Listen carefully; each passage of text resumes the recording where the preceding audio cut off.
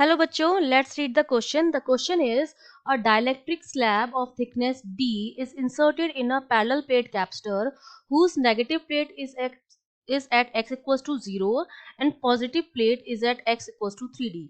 The slab is equidistant from the plates. The capacitor is given some charge as x goes from 0 to 3D. और capacitor जो है वो सम charge जब हम x equals to 0 से 3D की तरफ जाएंगे तो क्या होगा।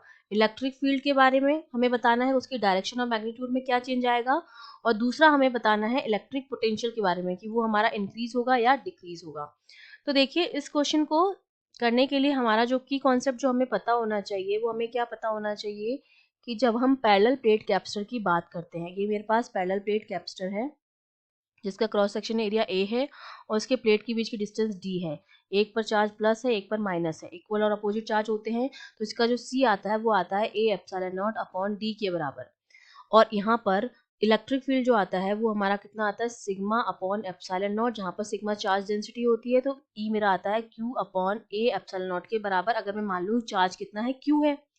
ठीक है, तो अब अगर मैं इसके बीच में एक स्लैब डाल दूं, डाइलेक्ट्रिक स्लैब, ठीक है, जिसकी थिकनेस जो है सपोज टी है या जिसका डाइलेक्ट्रिक कांस्टेंट के है, तो एक तो मेरा ई भी चेंज होगा, ये एप्सिलॉन नॉट नीचे आएगा हमारे पास Q upon a epsilon not.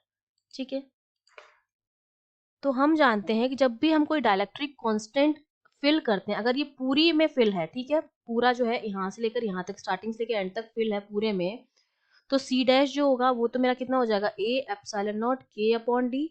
जहां पर एप्सिलॉन नॉट होता है वहीं पर हमारा के आता है साथ में। ठीक है, ये भी परमिविटी है, ये वैक्यूम की है, और डाइलेक्ट्रिक कांस्टेंट भी क्या होता है, परमिविटी होती है किसी मीडियम की। और ई डैश मेरा कितना हो जाएगा, वो हो जाएगा Q upon a epsilon not के। तो मतलब कैपेसिटेंसी जो होगी वो तो हमारी इंक्रीज हो जाएगी डाइलेक्ट्रिक स्लैब डालने पर, और इलेक्ट्रिक फील्ड का जो मैग्नीट्यूड होगा वो क्या हो जाएगा, डिक्रीज हो जाएगा। ये दो चीजें हमें पता चल गई हैं। मैग्नीट्यूड जो होगा वो डिक्रीज हो जाएगा अगर डाइलेक्ट्रिक स्लैब डालेंगे, और जो कैपेसिटेंसी होगी वो हमारी क्या हो जाएगी, बढ़ जाएगी। अब अगर मैं एज पर सिचुएशन में डायग्राम बनाऊं, ये मेरे पास दो प्लेट्स थी, एक x इक्वल्स टू 0 पर है और एक x इक्वल्स टू 3D पर है। ठीक है, और यहाँ पर ये हमने क्या डाल दी है, एक स्लैब डाल दी है इस तरह से। ठीक है, इस प्लेट पर हमने माना था चार्ज 0, x इक्वल्स टू 0 पर नेगेटिव है, इस पर हमने मान लिया ये नेगेटिव चार्ज वाली प्लेट है, और x इक्वल्स टू 3D पर हमारा ये पॉजिटिव चार्ज होगा। अब हम जानते हैं कि जो इलेक्ट्रिक फील्ड की जो डायरेक्शन होती है वो प्लस से माइनस साइन की तरफ होती है। ठीक है, ये क्या होती है, पॉजिटिव से नेगेटिव की तरफ होती है। तो इसका मतलब इलेक्ट्रिक फील्ड की जो डायरेक्शन होगी वो किस तरह से होगी, यहाँ पर अगर पॉजिटिव है तो यहाँ पर नेगेटिव साइन आएगा। ठीक है, स्लैब में। ठीक है, इंडक्शन की वजह से अपोजिट साइन आते हैं, अकर होते हैं, यहाँ पर प्लस साइन आ जाएगा इस तरह से। ये स्लैब के ऊपर यहाँ पर हमने मान लिया x इक्वल्स टू ई है, और यहाँ पर हमने मान लिया x इक्वल्स टू क्या है, 2e है।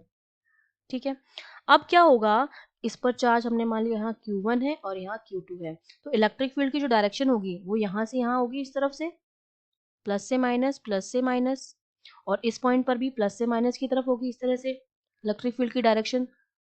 तो देखिए, इलेक्ट्रिक फील्ड की डायरेक्शन जो थी वो पहले भी प्लस से माइनस की तरफ ही थी। अगर इसको यहाँ पर अगर हमने कुछ नहीं डाल रखा था, ये मेरा x इक्वल्स टू 0 था और ये x इक्वल्स टू 3D था, इस पर मेरा माइनस साइन था, इस पर प्लस साइन था, तब भी मेरी इलेक्ट्रिक फील्ड की डायरेक्शन इस तरफ थी, और अब भी मेरी इलेक्ट्रिक फील्ड की डायरेक्शन इस तरफ ही आ रही है। तो इसका मतलब जो डायरेक्शन है वो मेरी अनचेंज्ड है।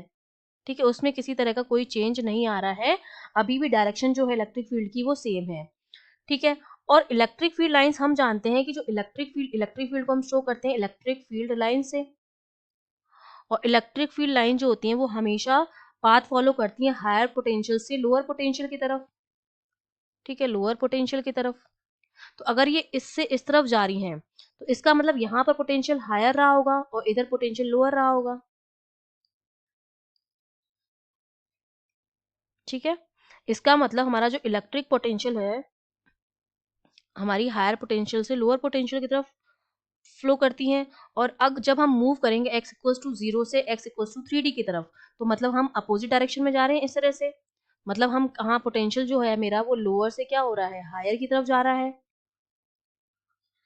इसका मतलब ये क्या हो रहा है, कंटिन्यूअसली इंक्रीज हो रहा है, ठीक है। कंटिन्यूअसली जो हमारा पोटेंशियल होगा वो x इक्वल टू 0 से x इक्वल टू 3d की तरफ जाने पर क्या होगा, इंक्रीज होगा, ठीक है। और हम जानते हैं कि वैसे भी मेरा जो पोटेंशियल होता है वो x का फंक्शन होता है, ठीक है, x का फंक्शन होता है। तो जैसे जैसे x की वैल्यू बढ़ेगी वैसे वैसे मेरा क्या बढ़ेगा, पोटेंशियल भी बढ़ेगा, क्योंकि हम जानते हैं E इक्वल्स टू क्या होता है, अगर इसमें लिखें dv अपॉन dr के बराबर होता है।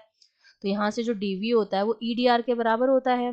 तो मतलब ये क्या होता है, x का फंक्शन होता है, जैसे जैसे x बढ़ता है वैसे वैसे पोटेंशियल भी क्या होता है, बढ़ता है, कंटिन्यूसली इंक्रीज होता है। तो देखिए, the magnitude of the electric field remains the same, गलत, मैग्नीट्यूड चेंज होगा क्योंकि के आ जाएगा नीचे, वो डिक्रीज होगा। बी में है direction of electric field remains the same, बिल्कुल करेक्ट, डायरेक्शन में कोई चेंज नहीं होगा। सी इलेक्ट्रिक पोटेंशियल इंक्रीज कंटिन्यूसली, बिल्कुल करेक्ट है। और डी में दे रखा है कि पहले तो इंक्रीज होगा फिर डिक्रीज होगा फिर इंक्रीज होगा, तो ये ऑप्शन गलत हो जाएगा। तो हमारे दो करेक्ट ऑप्शन है, that is B and C. I hope you understood well, all the best.